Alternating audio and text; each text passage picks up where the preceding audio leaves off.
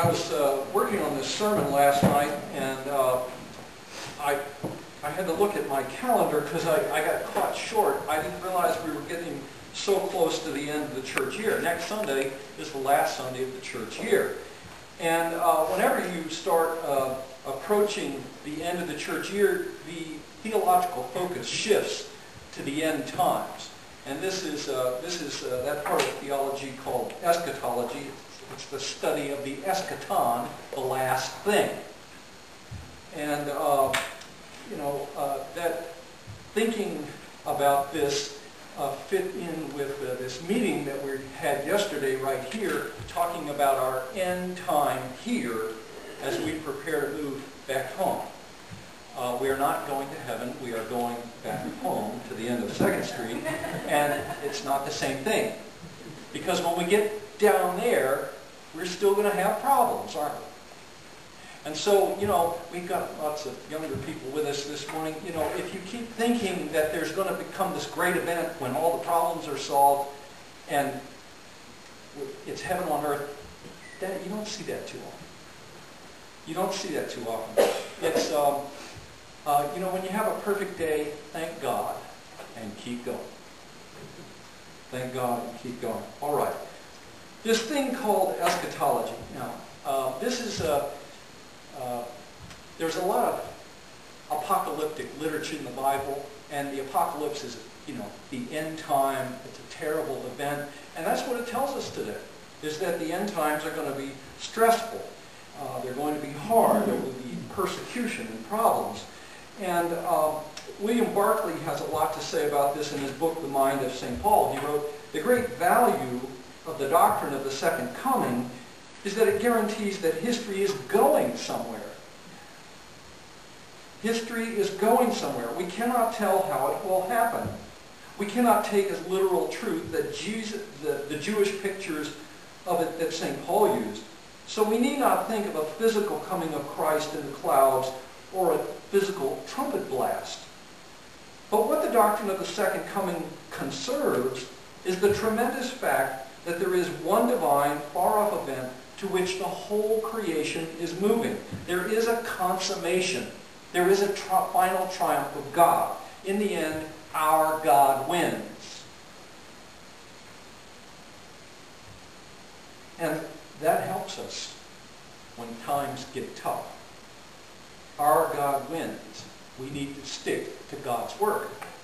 We know that everything has a beginning and an end. We know there's a Genesis. And the whole created order comes into being out of the mind of God. But if there's a beginning, there has to be an end. The world was made by God, and one day it will cease in God. But when that day is a mystery. And it says that in the Gospels. No one knows about that day or hour, not even the angels in heaven, nor the Son, but only the Father. And what the Bible also says is that before the end of time, Jesus will come again, and there will be a judgment. Now, I know what William Barclay said, and he certainly knew more about the Bible than I'll ever know, but I don't know why Christ can't be physically present, and if we don't see him descending on clouds, he can still be with us. And if everything else that's supposed to happen in the end time that's so exotic, I don't know why there can't be a trumpet blast out of nowhere. What causes that, I don't know. But we can still have Christ present and a trumpet blast. But we don't have to get into a debate about that. The important thing is this. At the end of time, our God reigns. And it's all within his will. And it may be unpleasant. And that's one of the things this gospel is pointing to this morning. Let no one on the roof of his house go down, or enter the house to take anything out. Let no one in the field go back to get his cloak. How dreadful it will be in those days for pregnant women and nursing mothers. Pray that this will not take place in winter. Well, this raises all sorts of questions, doesn't it? And when we think about the end and the tribulation, we can go, well, what about this? What about this? What about this? Well, there's a fellow named Gregory Fisher who had a very unusual question asked to him about these end times. and it's recorded in Leadership magazine. Fisher tells about teaching a class in the West African Bible College somewhere in West Africa.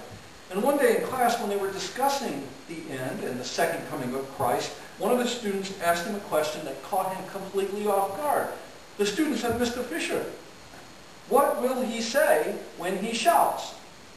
And Fisher said, "What?"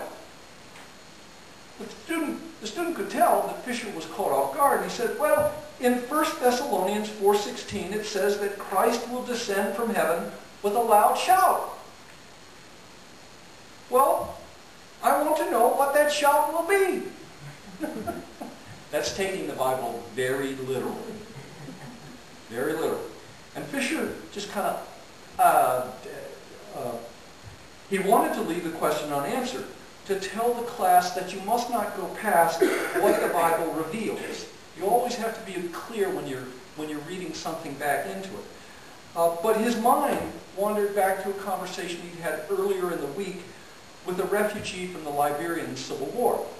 And if you don't know much about that Civil War in Liberia, it was really quite horrible.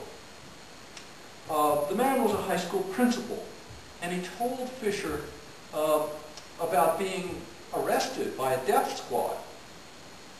And this death squad tormented him for hours, and were telling him in great detail what they planned to do to torture him and kill him. And somehow, in the middle of all that, the principal was able to escape. And he had to hide in the bush for 2 days, but eventually he was reunited with his family, and then he took all of them out of the country to be safe. But that escape was very costly. Along the way, 2 of his children were killed.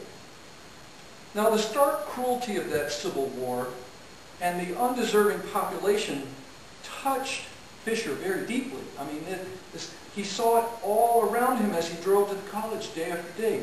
He saw all sorts of people in the street begging for food, desperate for money, desperate for life. He saw how this absolute raw poverty destroyed the dignity of this wonderful people. And Fisher was left haunted by the sense that these people had lost hope.